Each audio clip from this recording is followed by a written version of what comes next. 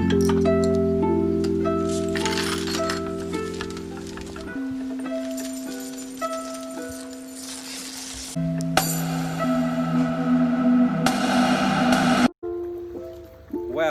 here we are for the Australian Institute of Horticulture, and we're on this wonderful property out at Paraparap, on this wonderful garden design and construction project that's been carried out by Emmaline Bowman from STEM Architecture.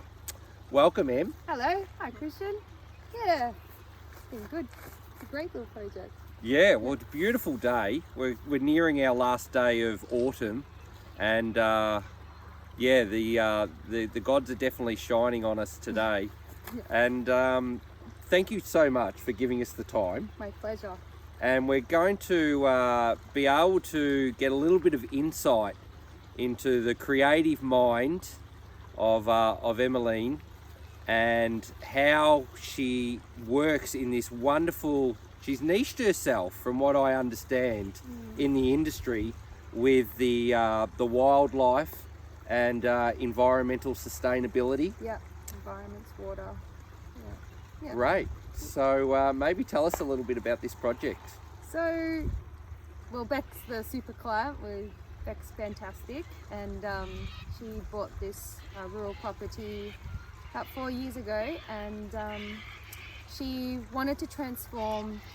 This was actually an existing dam, and she wanted to be able to bring back a bit to the rural landscape and be able to, farm in a certain way that she can sort of have this oasis and this lovely outlook of forest, because she had something sort of similar in Trentham. And yeah, so she had an existing dam, and we wanted to make that bigger and transform it into a wetland. But we also wanted to make another smaller pond to be able to have like a bit more of a house sort of pond as well. So we have two separate systems of water, and they, even though the water is joined all together, they're actually very separately functioning systems. Wow. In the sense that, so this is a very open space, and you've got a vast amount of different plant species. But it's also very open in terms of how much sunlight you're getting. Whereas we'll go over there later, but the smaller pond is in a very part shaded position. So the species of plants operate very differently. So you'll be able to see that, and especially like when you're dealing with plants and projects and all those sort of things, you can see how shade and sun and all those different environmental conditions completely influence the way that plants grow, the species that interact with that space, and how that space grows and develops over years. So that's been really fascinating too. Yeah, that sounds terrific. Okay, so a couple of questions I've got on what you've just spoken about. The shape of this original dam, did you sculpt it a little bit more to what was existing? So it was only, I think it was only just this. Okay. And then it's come around as this horseshoe, and so it's been probably a bit over doubled in size. And then it's also been sculpted to have all the levels. So when you're dealing with water and environments, you've got to remember that you're replicating systems in nature. Right. So if you think about, creeks and rivers and wetlands, they all have different varying depths. Yep. And so the shallow areas of water is where your plants are going to grow, and those species. So we've replicated that so behind us, where you can see where the stepping stones are, we've got a lot of plant life. So this is the very shallow end. This is where all the filtration happens. And then it sort of teeters out, and deeper end, you don't see as many plants because that's the deep end and nothing can grow in it. Right. But on the fringes, we plant in there to make sure that that's all filtering nutrients too, because obviously water's going to be falling in. And so we've really tried to mimic nature in that sense. So we've got a wetland system, a creek system, and a river system all in one. Because if you think about rivers, it's constantly flowing. Creek systems have, varying depths, and then wetland systems are very shallow and heavily planted. So if you combine that, all three helps with filtering and cleaning. Wonderful. Yeah. So one thing I just also wanted to touch on was when you said about plant location, shady area versus full sun. When you first come out and do your site visit, it's a bit hard to ascertain that information in the first 1 to 2 hour consultation. Yeah. So how is it that you actually, because I always find that a very challenging process as well, and I explain to my clients, we will get a better understanding of the location of the plants as the relationship and the more time we spend on site evolves. Yeah, that's huge. So it's definitely at the start, you know, the first consultation you have is about understanding the site and what's here. Every site is different, every location is different. You don't know all the plant species of that area, so there is research that's involved. But at least within water species, we find that most of the water species are quite similar. Of course, there's changes, but it's definitely a research, it's definitely site conditions you have to understand and learn. And when the project develops, and the more that, and this is why there's a bit of a design process. Every time you come back to the site, you see it in different seasons. Yes. And you can understand then, you know, what's the rainfall, what's the frosts, you know, it can be frost, it can be how cold it gets.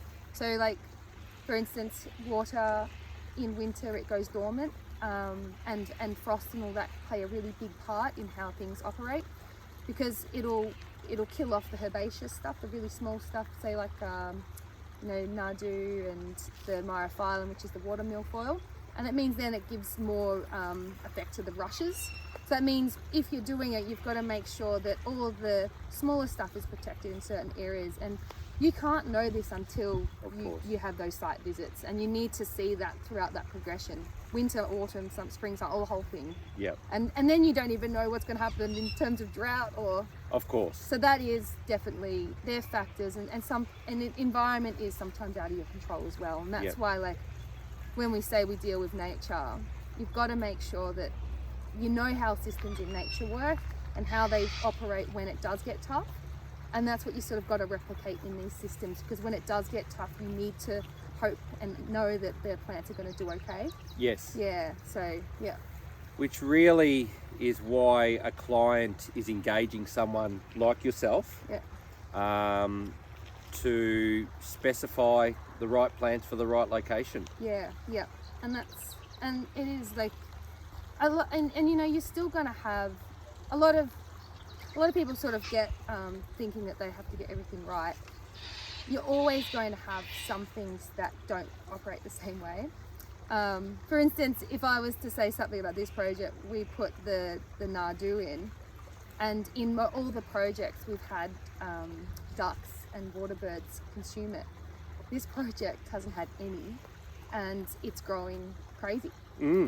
And if I could, I'd want to take it out, you know. And so now we've got to wait for that biological control to happen again. But these are things that just you couldn't predict. No. It's worked for you all the time. Yeah. And then something's just gone and it hasn't worked. So you're like, you know. So there is always changes, and then there's things that you're going to learn. There's going to be things that haven't worked, and you know that you're not going to do that again.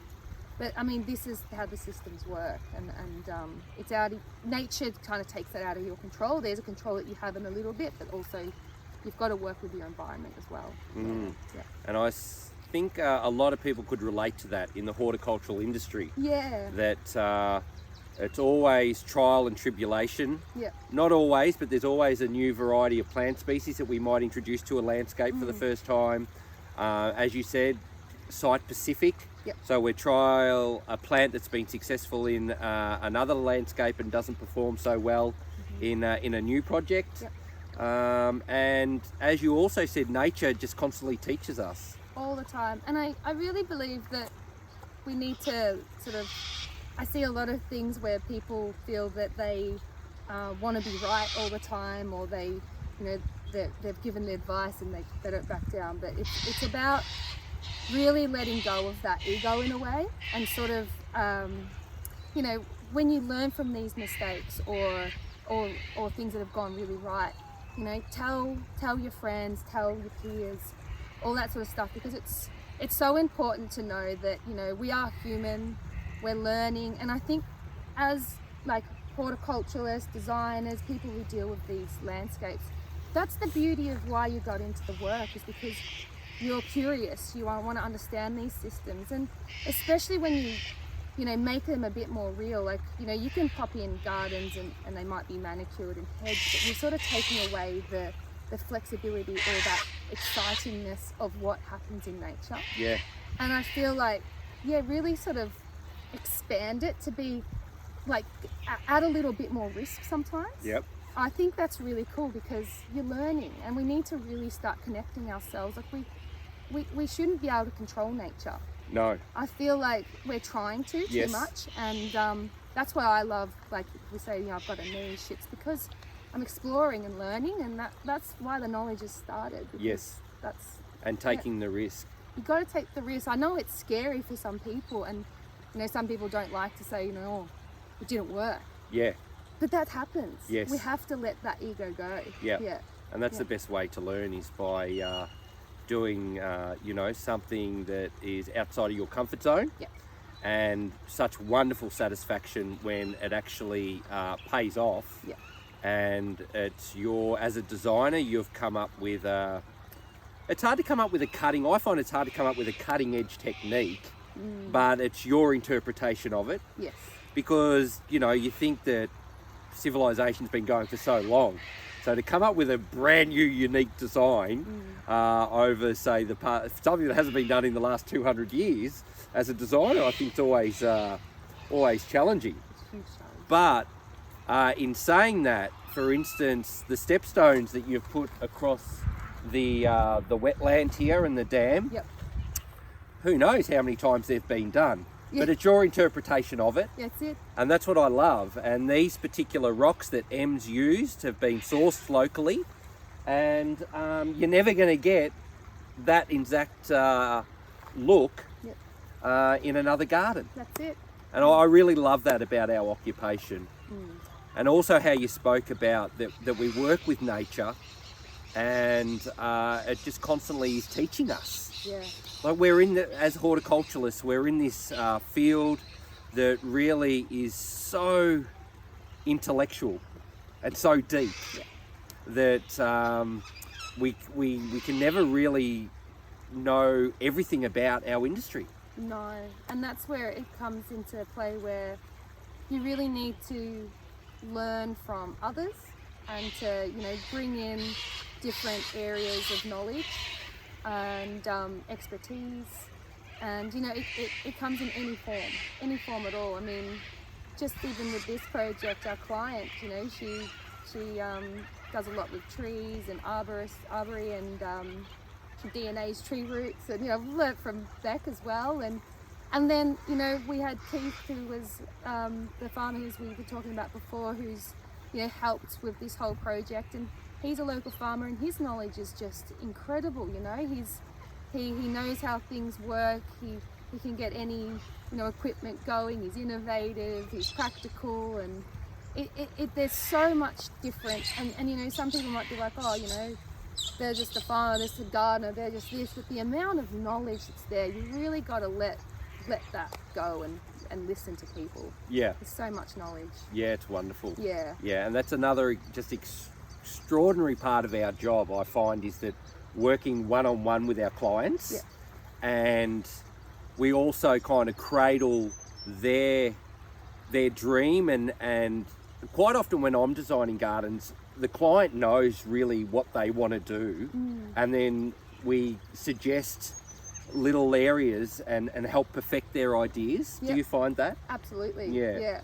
And that's the thing, like, at the end of the day, you're working with your client for what they want, and it's about creating that for them, and then you might be learning from them, but you're also saying, you know, you should do it in this way, and this will work this way, and that's the thing. Like, it's always a work in progress. Don't think that anything is just yours and you're going to be like, I'm going to make this my land, you know, I'm going to put my Emmaline take on everything or whatever. It's working, because you're creating that for them. Yes. Yeah. Oh, it's a wonderful, really is a wonderful occupation that we're lucky to have. I think it's incredible, honestly. Yeah. And it's so diverse. And it's really like, if you're really fascinated in something, like you could be fascinated in grasses, or, you know, or me, like in the frogs, you know. and you can really start to harness that and learn and become really curious about it, and then implement that and specialize in that area, and it's wonderful. And that's the beauty of our work. It's so varied, and it's so rewarding. It's hard too. Yeah, it's bloody hard sometimes, but it's really good. Oh yeah, so touching on what you just spoke about, finding your little niche in the industry. Mm-hmm. So you finished your landscape architecture degree. Yep. And whilst you were studying, did you always understand that you were going to go into like the environmental science and understanding of wetlands and wildlife? Yeah, so before I started doing my design course, I was fascinated in fish tanks. So when I was 10, my dad got me a fish tank, and we also had a creek in the paddocks. And I used to investigate that, and I used to work at an aquarium. And I was working there as a manager when I was 18, before I knew I was going to move from the country to city, because you have to pursue. And I went to La Trobe University and did biosciences and zoology. And then I got another job at an aquarium in Melbourne.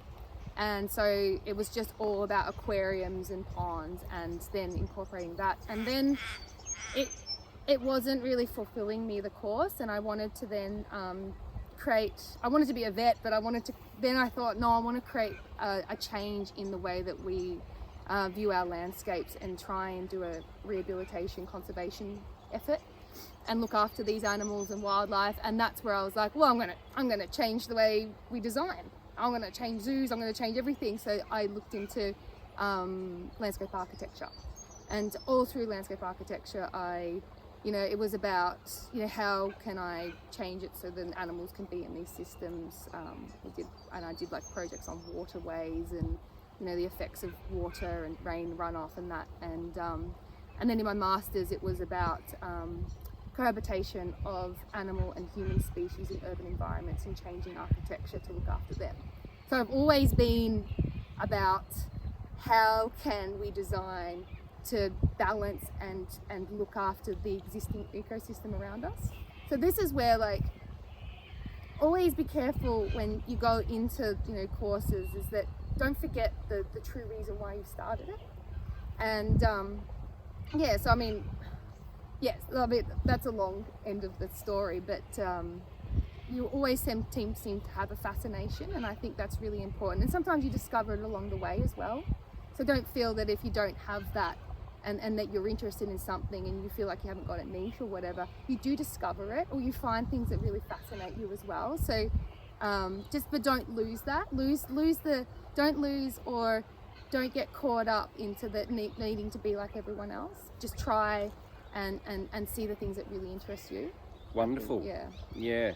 So the Melbourne International Flower and Garden Show, do you think that's opened up some new avenues for you, or opened up your thought process? Because I can definitely relate to it, puts you outside of your comfort zone. Yeah. And it really exposes you. So I wouldn't mind, just a little bit of an insight on what you thought of your experiences at Melbourne. Yeah, the Melbourne Flower and Garden Show is a fantastic avenue to be able to showcase what you're about. I think that's what I love about it so much, is that you're seeing all different types of designers and all their personalities come through in the way they design. So I know your gardens. As soon as I see it, I'm like, that's Christian Jenkins Gardens. I'll know everyone's garden just by looking at it, and I think that's really beautiful in that aspect. But the show really offers that platform to get your name out there, and it is, like you said, it's really going out of your comfort zone. It's such a full-on, such hard work, but what you're doing is you're challenging others as well, because you can bring in the type of design that you want to showcase, and it might be completely different to what the trend is, and it gives people the opportunity to be able to look at these different trends or look at these different types of gardens, and they can find themselves like being drawn to if this is like a new thing that they want to do, or but it also it allows for, there's different parts of the flower show that have different categories. So if you are a young designer and you want to starting out, it gives you the opportunity to be able to have a garden in combination with people who've been there for a long time. Yeah. And you get to learn from them, you get to learn and be taught by them. Yes. Or,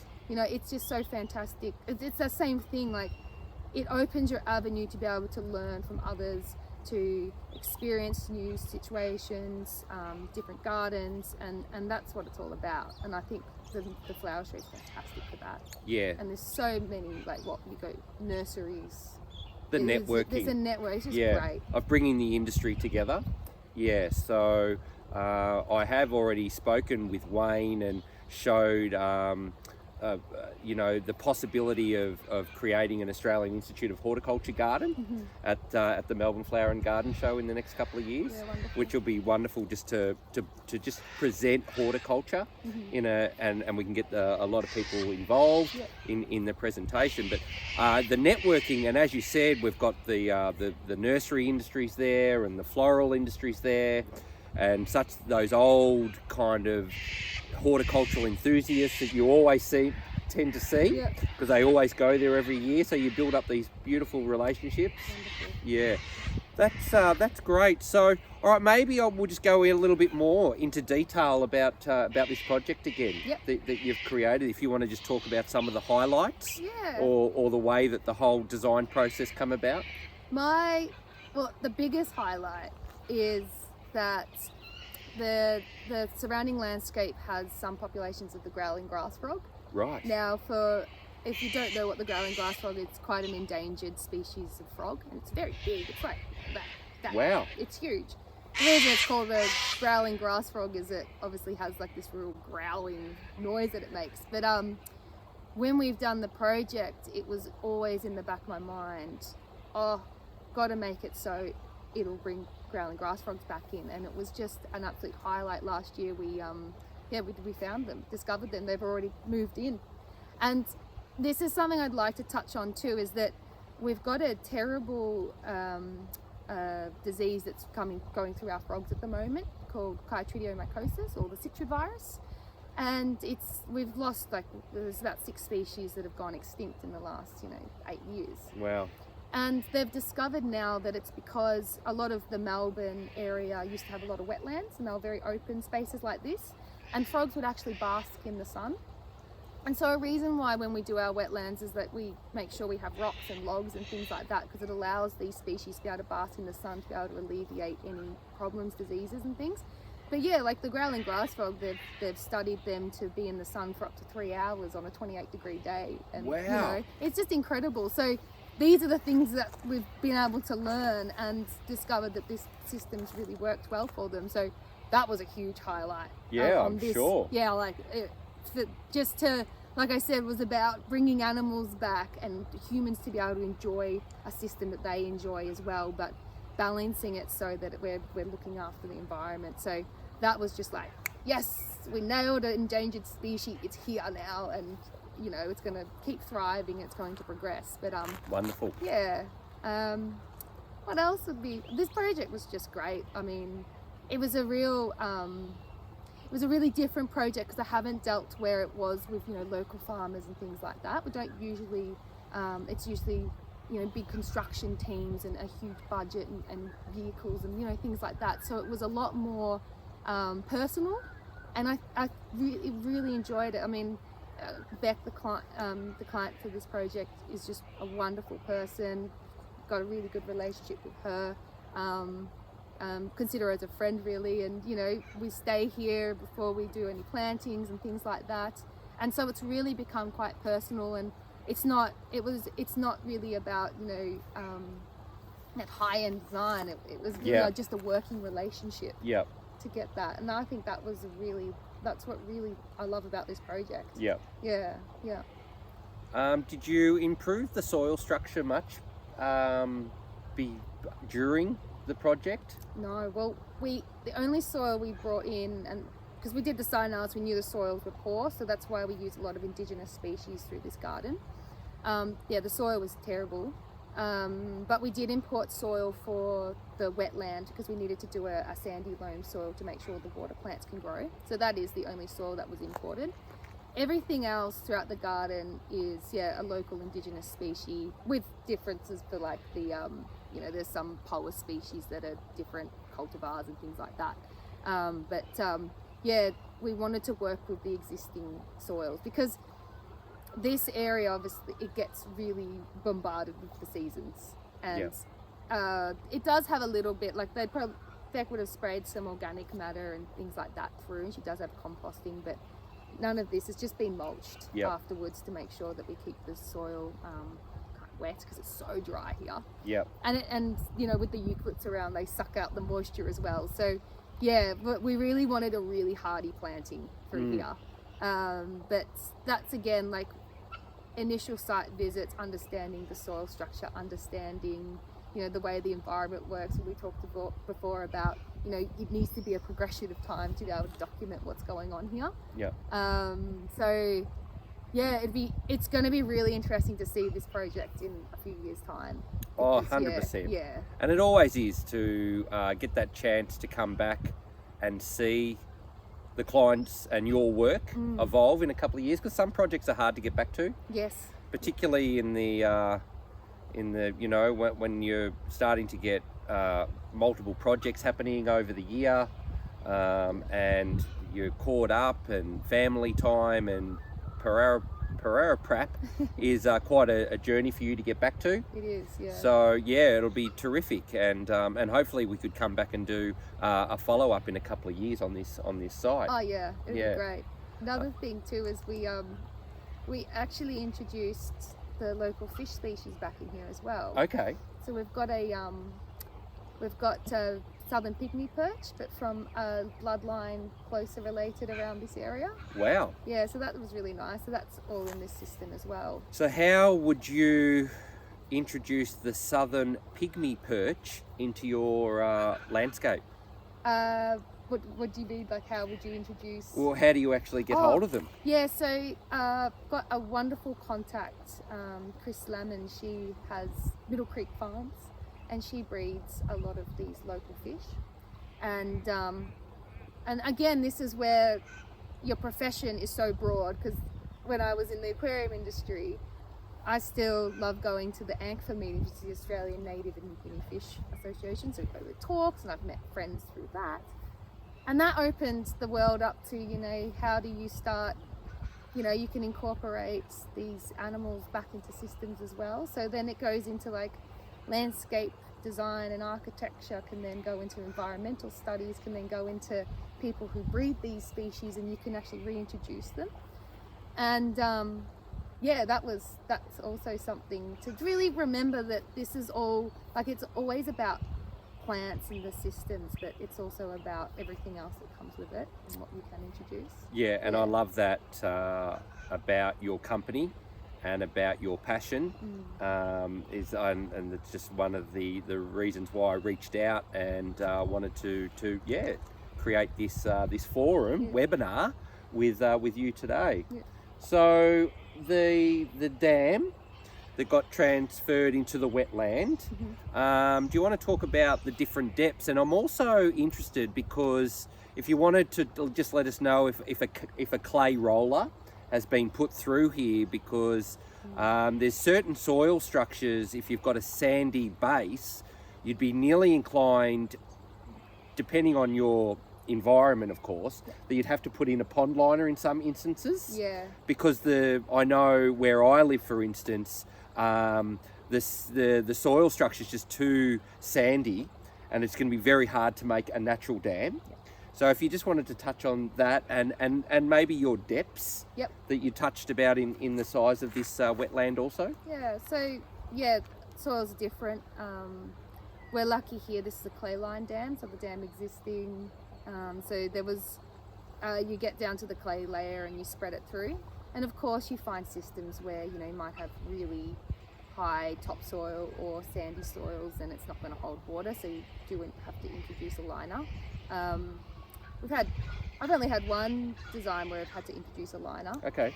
And in that system as well, we do the varying levels. So the levels have to be there because you want the different ledges for the plantings. So we operate on, we've got about 30 centimetres deep down to about 3 metres. And you have to really replicate those systems and then use rocks and things to retain that soil around and what you can plant into. So you have to abide those rules to every system that you use. But sometimes liners are still wonderful. They tend to be very, very durable. You want to get a good liner though, and make sure you have the packing sand and things like that under it, and be very careful when you're introducing rocks. You don't want to puncture them. And I mean, there's faults to all the systems as well. So if you've got a clay line dam, you can get to a point where there might be a seam of topsoil and the dam can leak. You can leak in the rubber liner and all those sort of things. So obviously we're dealing with they are artificial systems. And sometimes they're natural. Like sometimes you could be on a property and they have a spring and it's a little wetland and the spring is being altered into a dam. And this is especially for rural people or people on farmlands. Like this dam itself will feed another dam, but the water's clean, so it's not. You can tell now that the water hasn't got that clay tinge, and that's because we've imported the soil. And so then this water that goes the other dam actually feeds the livestock, so the water's clean now for the livestock. And so it's something that Beck was really, and this is about responsibility within your profession. Like if you're a landscaper or a horticulturalist, you should be responsible in your planting choices. Don't put in plants that produce terrible weed growth. You could have some grass that goes crazy and you've got weeds. If you're a farmer, maybe it's a bit more responsible with making sure that the plantings along your laneways are some of the local tree species, or bringing in some flowering species for the insect and biological control. Maybe it's fixing up those existing dams and putting a few of those local species back to be able to clean up the water, provide a bit of habitat for the animals that used to be there. It's responsibility. But I probably rambled on a bit too much again. But not at all. Yeah, but it's the levels and replicating nature is a big thing. So yeah, definitely shallow, medium and deep. Remember that for all water systems. Yeah, and that right. You can replicate it in everything, small to little ponds, medium and to large. It's all the same concept. Yeah. Yeah. Okay, that's great to know. Yeah. Shallow, medium and deep. Yeah. So just as we reflect, and I know that it had been 6 months since you'd been back to this project today. Yeah. And you were a little bit surprised at the actual water level so low. It still looks beautiful, but of course it's going to be looking absolutely amazing, as any water feature does when it's kind of at its optimum level. Yes. So the rainfall in this particular area, we haven't really, the rainfalls across Victoria I think are pretty good. Yeah. From January to this point. I think we're above our averages in for a lot of the months, but beg your pardon? Not here though. But not in this particular area, and we actually spoke about that. Yeah. It's funny because we're not too far from the ocean here. I think in bird flight to get to Anglesey, let's say it's about 20, I think. Yeah, 20 to Torquay. Yeah, 20 to Torquay, 20 to Anglesey. So you start kind of playing with that beautiful air. There's that element of kind of that sea breeze that gets caught up there, even though it is 20 kilometres away, but then it gets mixed up with this natural bushland setting. Yeah. And it's quite a unique situation. Yeah. And the water can come flying off the ocean, because I'm only about 20 kilometres this way in Bamborough, and that tends to come over, and see we've got a bit of a ridge. So the condensation and the rain tends to kind of happen at that point. Whereas this might be a bit more flatter coming from, and it just misses out on that rain belt, which is another complete discussion. Yeah. So if you wanted to then just kind of explain to us, and we're going to walk up and have a look at the other wetland in a minute, but we've got the small little wetland, and then the river stream is actually in a pipe and it goes underground? Yeah, so yeah, there is a pump that pumps the water now. The pump pumps what we've got behind us into the wetland area, so that keeps the water in this area during the really low water months, obviously, so we're trying to keep the system wet. But there's also another pipe that's diverted straight all the way up to the smaller wetland, and then that wetland filters through and it has an overflow that then connects back to this system, so it's a complete cycle system. So and the reason being is that area over near the house, it is completely sheltered by the trees. Right. So it's another clay line system. There wouldn't be a water body there before, and it wouldn't get that much water if it was there. So that's why we've had to connect these systems up to supply water to that system. Okay. Yeah. Terrific. And it's also our little breeding hatchery, because that's where we've put all the pygmy perch.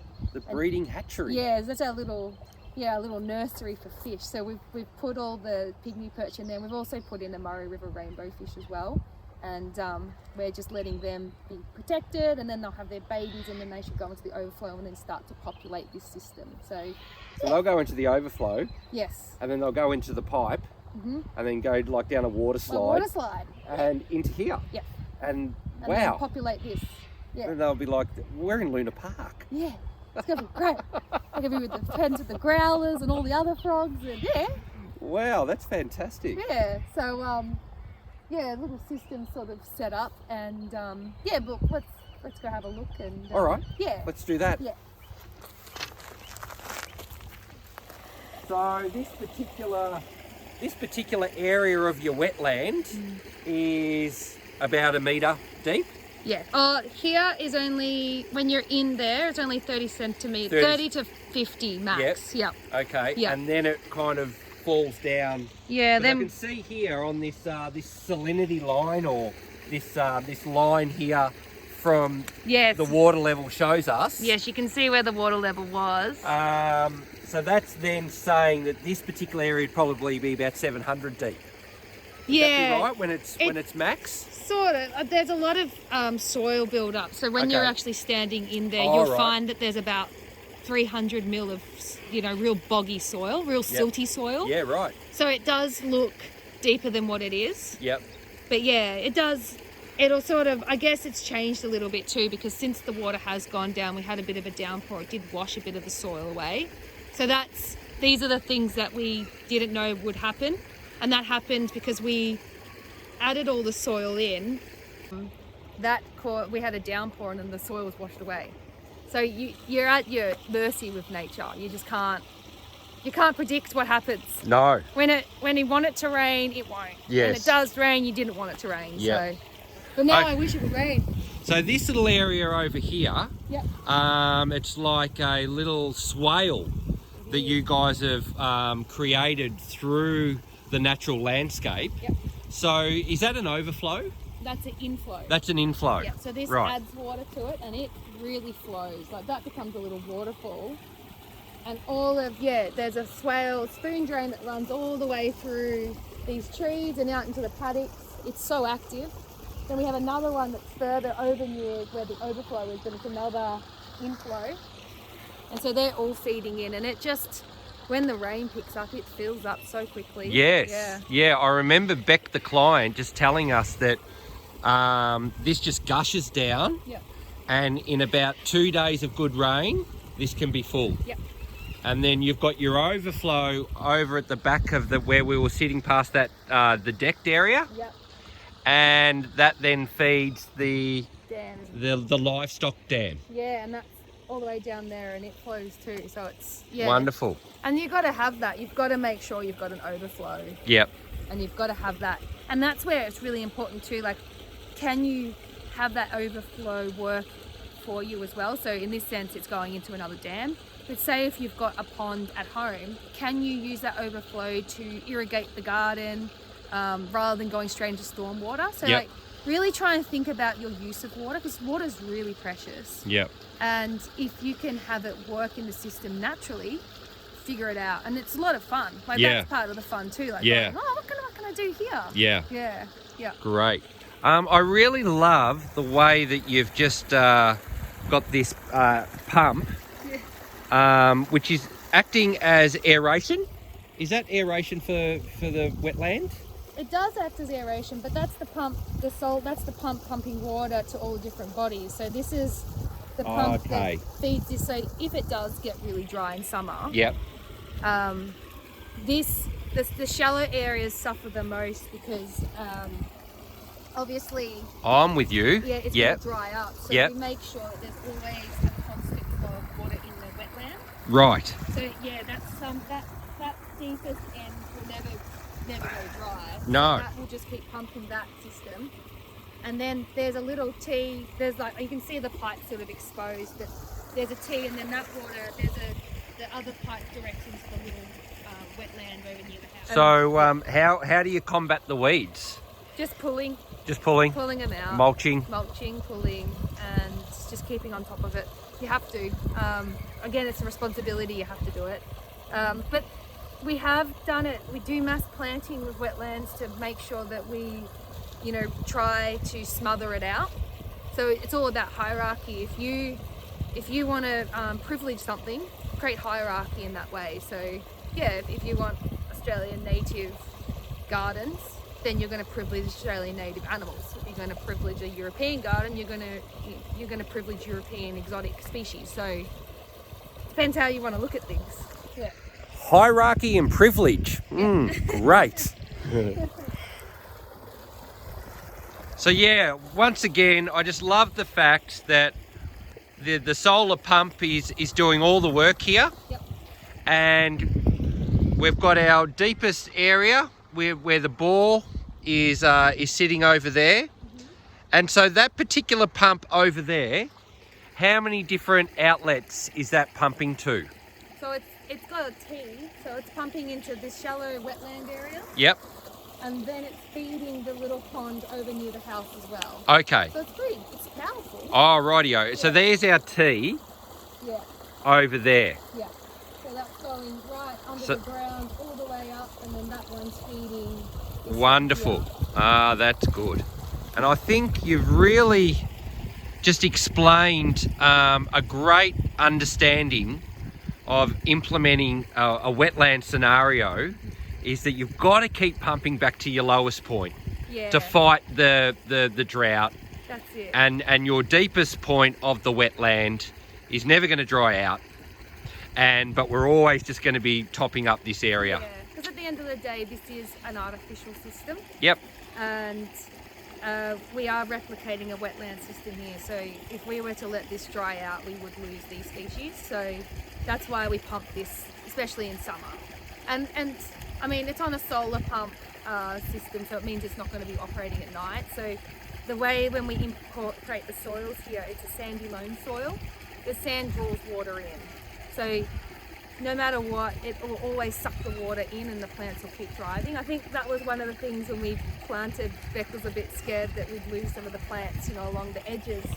But we were amazed how the plants just all survived. I mean, this area was getting pretty dry in summer, and all those water species of plants were still thriving because the soil at the base was wet. Yep. You can't see it, but they are, and that's what keeps them alive. And that's what these systems in our wetlands in Australia work like that too. So when it gets dry, but the root systems are intact. And once spring rain comes in, bang, they pop back up. And that's why water plants grow really, really quick too, because they are opportunistic. They need to wait for the good times and flourish. And then when it gets to winter, they start going to sleep again. So yeah, it's cool. You learn. Yeah. Awesome. Let's go check out this the shaded little header pond. Yeah. The incubator. The little fish nursery. The fish nursery. The little crib. The frogs are good though. See, we got these ones had like a natural step. Yeah. Hi, Beck. The happy client. Absolutely. She's now quit her job to be a full-time weeder. Yes. We were just talking about the weed pressure before. Yeah. And it's one of those things from rural landscapes. It's you're going to have such huge weed pressure. But all the grasses and all that are just going to start taking off. We've got all these power species and things like that. So, and then obviously the mulch. But it just smothers, you know. It's going to really help out. Yeah, that was the other thing I was going to mention before with the weed suppression. Yeah. By planting en masse is also, you know, a good way to combat that, isn't it? Yeah, we try and just compete with it. And there's also like little tactics you can do, you know, like if you have a bank, put grasses on the top of the bank, because when they drop seed, they're going to drop seed down the bank. So you're stimulating some more growth. And yeah, there's all those little things. So yeah, we just got to work in with what we've got. And then there's like things where there was this little guy. So this little grass here, so we imported, we got the soil from somewhere, and the soil actually had some seeds in there, and we assumed, and this is where you got to be so careful, this is for all students and everything, don't ever assume. Because what's the saying, you put the arse in you and me, is assume. But this little guy we thought was a weed, we're pulling it out, and now we found out it's a local species. Yep. And it's funny how like your mind can completely change to be like, oh, you know, weed, pull it out, and then you're like, oh no, you know, I've just pulled it out. So you're always learning. You're not going to know all the plant species in the world. There is no possible way. And grasses there's so many grasses, and it's a really hard one. But yeah, we'll get the name just to show that. But that there, which you think was a Centralepsis. There we go. Centralepsis. Wow. Thanks, Beck. Yeah. That's there you go. That's a native, and we pulled it out. And then there's funny stories like they were Beck and Jenny, was it? No. What was your Jane? Beck and Jane were weeding, and we put in a pretty rare species of daisy through here. Yep. Palustra, Xerocrium palustra, and Jane is going in and ripping all the plants, and there goes all the freaking swamp daisy. Like, so, you know, it happens. And it does. It's funny, you know, yeah. and it can be easily fixed, but that's all the things that we learn, and that they're the stories and the funny stories. And don't worry, we've got still heaps of swamp daisies in here. They're all sleeping at the moment, but they're going to come up. But they're a beautiful little yellow paper daisy flower that grows all in the swamplands. Oh, I can't wait to see that. Yeah, and that's the thing, like you can't see any flowers here at the moment. We have Lithrum and all those, you know, we've got yellows and pinks and all types of colours, and it's just a bit brown and green at the moment. Yeah, so, that's okay. Yeah, but it's the beauty of, you know, learning about all these things. So yeah. Hey Em, I just noticed over here we've got another pressure of water constantly bubbling away in the mid area of the wetland. Can you just explain what's going on there? Yeah, so when we talk about wetland systems, creek systems and river systems, it's we make sure that we've got a little bit of circulation with water. Yep. Because when you've got circulating water, it's not stagnant and it's not going to sort of foul in a way. So the plants do all filtering as well, but when you add oxygen into water, it keeps the water clean and the nutrients down. Yep. So we always maintain things like that. In this area, you know, you don't really need it because the plants are filtering it, but we do find that circulation really helps keep the system clean. Okay. And it's oxygen. Oxygen's really important. And say if you have a system like, there's a fish called gambusia, which everyone knows the common name is the mosquito fish. Mosquito fish. Now the mosquito fish was introduced into Australia to kill mosquitoes, but doesn't. And a lot of people think it's a tadpole. Like you usually see them and they're like big swarms and they kind of look like tadpoles. So if you've got them, that's called gambusia, and it's a terrible fish because it eats the phytoplanktons, which they feed off the phytozooplankton, which is what algae is from. So they stop the consumption of algae basically. So they cause algae spores, these fish. And they're also extremely aggressive. They'll kill off other local fish, small fish species. They swarm and kill them. They're live bearers, so they produce a lot of young. So a female will be able to reproduce within, you know, about 3 months, I think it is, and can just spit out live babies. And then they can breed in 3 months. and then they cause the algae problems. But when you've got algae problems in water, that causes oxygen problems. So you've got no oxygen. And then that itself can kill off insect and fish species. So if you do have a system and you can't, because they're so hard to eradicate, it's good to put aerators in there because you're boosting the oxygen up, which actually controls algae problems. So that's something like, yeah, you've got to be really aware of how all these things play together and how can you naturally balance it. And that's a good way to balance it. Okay. But yeah, Gambusia, get rid of them. Like, they're a shocking fish. So that aerator in the centre, Yep. and then over where the bore pump is also aerating. Yep. So we've got 2 aerators in this area. Yeah, and then obviously the water that's Obviously, coming out there yeah. acts as air as well. It's like a, That you've hidden in the log. I love the way how it's hidden in the log. yeah, Yeah. and it sounds nice too. It does sound beautiful. It's Yeah. got a really nice natural sound to it. But this is all learnt from, with my aquarium. Like, Yeah. it started honestly with fish tanks. Fish tanks, I learnt the hierarchies of plantings, and Yep. I could have a fish tank planted and never have to do a water change for about 9 months. Wow. I just have to top up water. Yep. Whereas, aquariums will tell you need to do a water change every week. But that's every month. But that's if you don't have any plants in there. Yep. So then you apply that principle everywhere, Yep. and it all works. It's all like just a big aquarium. So how is that aerator on the floor of the Yeah. the dam, Yeah, and it's got a little diffuser. and a diffuser as well? Yeah, and then it's all powered by the solar panel up top. Okay, and so that's another T coming off this line No, over there. that's happening over there. So at the far end, there's Oh, the aerator's running off a different pump Yeah, Yeah. and a different system. and a different system. Yeah. So Okay. it's got a little conduit that runs under into the lake. Yep. Yeah. Oh, okay, and then it plugs over in. So the aerator pumps in the water. Yes. Yeah. Oh no, the aerator pump is on the panel. Yep. And then it shoots the air through lines into the system, and then there's a unit in there with a diffuser. So once the air goes in, the diffuser separates the air bubbles and makes it a bit more. That's why it's kind of bubbling out. Wow. Because if you don't have the diffuser, it just ends up being like boom, Yeah, boom. yeah. Yeah. How long would the diffuser be? They're about this big. Okay. Yeah, they're just discs. Yep, discs. Yeah, And so it's not a traditional water pump.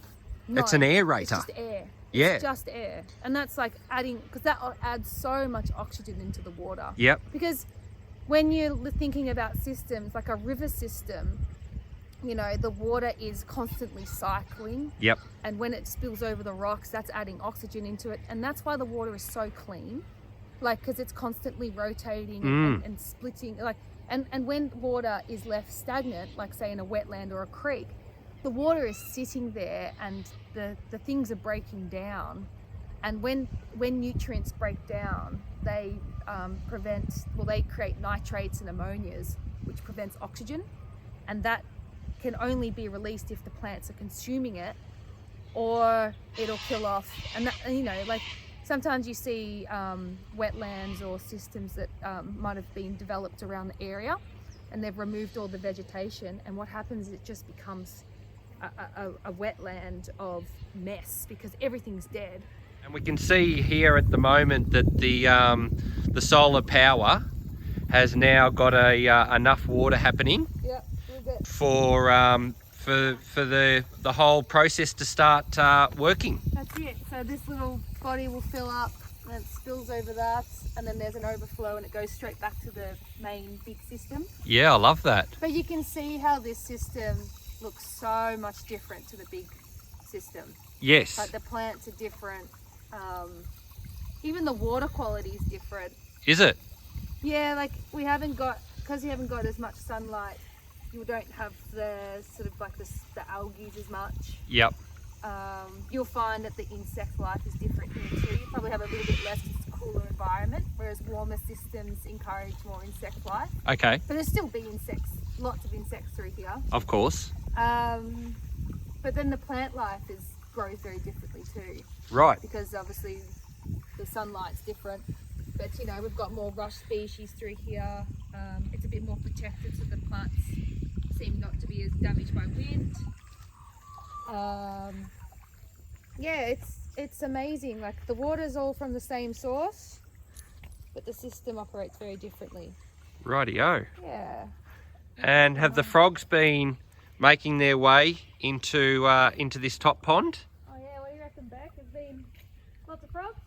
Yes, they've swarmed in, I have to say, Yeah. since this has gone in. Yep. Yeah, massive amount. So it's a beautiful symphony of sound at night time. It certainly is, yes. Except with the growlers. They're like, but we love the growlers, but they've got a... Everything. Yeah, I thought when I first heard a growling, I thought it was sheep. Yeah. Like some sheep giving birth or something. Yeah, I've just been, when you described what the sound of them were, Yeah. I don't think I've heard one. No, it's like... There you go. There's a frog in Western Australia that's very similar, and it's called the motorbike frog. Okay. It's a bit like that. Can you hear? There's a frog now. Yeah, we heard the frogs. Ah, we just started talking about them and now they're just giving us a little bit of a performance, yeah. Froglet. Yeah, so see, we've still got... And in summer, like, this is loud. And it's really lovely. Yes. And it'd be interesting to see as the years go on, you know, there's no growling grass frogs in here, but they're in the big one. Yep. It'd be interesting if they do come in here. Yes. Oh, they have. They'll hop by and then they'll go back. There you go. Yeah. And see, this is a really nice thing. So when I come, I only get to see the snippets where Beck lives here day to day. So she gets to see everything all the time, how Yeah. it operates, you know. Yeah, Beck sees all the difference in, you know, how the system operates day to day. Yep. She's seen it when the rain gushes in. But yeah, Floods in, yes, fantastic. yeah. So So when the rain gushes in, Beck, do we notice anything in this particular pond or mainly in the lower pond? This stays constant. Yep. No matter what happens in this over here, this Yep. will always stay full. Yep. And the big dam will rise and fall with the seasons and the rainfall. Yep. This just never changes because it's got the constant overflow outlet and Yep. rushes back to the other dam. So, which is great because you want something constant year round so that all the wildlife's got some access to something, whereas that potentially can dry out, but it hasn't so far. Yep. So, Wow, that's terrific. yeah. But it can fill as quick as anything as well. So. Yes. So what would the depth be of these two ponds, Em? this one, so this body here probably be about 50 centimetres in the middle, and then it's, you know, down to about 150 mil in the sides. Yep. The deepest point though, that was getting nearly 2 metres, Yeah. isn't it? The deepest at the end is 2 metres, where Wow. you can see no plants. Yep. Yeah. So again, that level system you use on every smaller, larger spaces, everything, Yep. and it all operates the same way. And you can even tell, you know, you can see where we've done the little shelf pockets. You can see where the plants are growing, Yep. and that helps, you know, stabilise the nutrients, and it provides protection for all those species of animals. Yep. And yeah, it works really well. If you go into an environment and you just look at what animals are around, and you're like, okay, that's how can I create a system that will encourage them? So they always find their way. That's why the green wedge zones are really important in, you know, urban environments, even rural environments. Create those little passageways, connect it all up. I really believe that all, you know, farmlands and any sort of development should always have existing green wedge zones of the existing environment, or at least try and replicate it and let it do its own thing, because you're sustaining those local animal insect populations. And if you're going to change an environment for yourself, be balanced. Think that there's others. You've got to work in with each other. Yeah. So true. Yeah. So Em, now we just come through here. Yep. And then we can just see the overflow right here. Yeah. And so once this pond fills up enough today, will that happen today, do you think? Yeah, it will. So obviously the pump's been kicking in and it's slowly trickling in, but yeah, Yep. it will. It's just about to peak over soon, so we're just about to go in there, and there's the pipe, Okay. and then that'll just lead gravity feed all the way into the big system. So how's the water getting into... It's all like little perforated Oh, you've got holes. little perforated holes. Yeah, Okay. yeah. So the water level isn't at the top of that pit? Yeah. No, it'll flow. It's going to get in the pipe, so it never goes any higher. Yeah, I'm with you. Yeah. So you've actually drilled some holes into that pit. Yeah. Okay, and then the water just slowly makes its way through. Yeah, it's a very simple system. Always make sure you've got big pipes for overflow, because you want to get rid of water very quickly, because you can get a build-up. Yep. Yeah, but that was really that, and this is where like Beck and Keith sort of really rigged up that system. Yep. And they've put all the piping in, and they've done that. And again, like local knowledge and a bit of trial and error. We had the water. We had too much water in here at the start, and it couldn't overflow overnight when the solar power was obviously off. But just a bit of adjustment, and now it's and maybe a bit of adjustment between seasons and the strength of the sun. But you just find the right balance, and it just works perfectly. And days without sun, it might drop down a bit, but usually it's around here, so around that level, and works really well. And when you said a little bit of adjustment, yeah, what do you mean by the adjustment? Just that T-tap you saw back there. Okay. But it'll increase it up here. So you were saying the local farmer come and rigged up all the solar panels. Yeah, Keith lives down the road, and he helps Beck a lot with the farming. And he'd been really part of the project, so he was helping us rig up all the pumps, the solar panels, got the tractor out. And he's a legend. He's like 77, and you would never have thought. I nearly fell over when I found out he was that old. Well, he's not that old, but couldn't believe it. He just keeps going. But wonderful to have that old knowledge and the expertise. And farmers are just incredible, because you know they're hands-on, they're practical, they're innovative, and all the problems, you know, we'd have a talk with him and he'd come up with a solution. The only thing though is that it's always practical, but sometimes not aesthetic. So you have to be really like, no, Keith, we can't have this pole sticking out. Yes, it's going to work, but it's going to look ugly. So that was the only thing we had to really sort of get into. And yeah, right. yeah, but otherwise they're wonderful. So was this part of your design concept to suggest the solar panels? We wanted to look into that, but it was very, very difficult, and Beck was the one sort of investigated more so the solar panel systems. Yep. But it's actually quite difficult to get solar systems. No companies will do it. I've asked many, and I think it's one of those, might be a bit too hard, or it's hard to organise it, or you'd have to have too many contractors sort of setting it all up. But at the end of the day, like seeing this system, it's worth a treat. Like it's fantastic. Apparently it comes down to the power that's used on the pumps within the system. So this system has a bore pump. Okay. So they're a long cylindrical pump, and that's fitted down there. And it's a really, that was the first time that I've ever seen them used. And you can tell there that like those pumps there are pumping air, but you wouldn't know that there was a pump just where you can see that the star picket popping up. Yeah. There's a bore pump under that sucking water, and you never hear it, you never see the water getting sucked, nothing. No. Completely silent. Yeah. Compared to pumps on normal settings, you can hear it. Yep. So that was a real big eye opener. I was like, oh, this is a game changer. Yep. Yeah. And the reason why that bore pump is used with the solar panels, because the power is less than what you need to use on that system. Okay. Yeah. Yeah. So the bore pump actually uses less power than a traditional pump. Yeah. Wow, that's great. Yeah. Yeah. But yeah, that was a game changer. Silence. I mean, you want these systems to be, you want them to be quiet. And I mean, you can hear now that the pump going for the aerators. And that kind of, you're a bit like, oh, you know. Yeah. So when you can get a complete silent system and operating, it's incredible. Yep. Yeah. For sure. Well, I'd like to thank you so much for giving us your time. And thank you, Beck.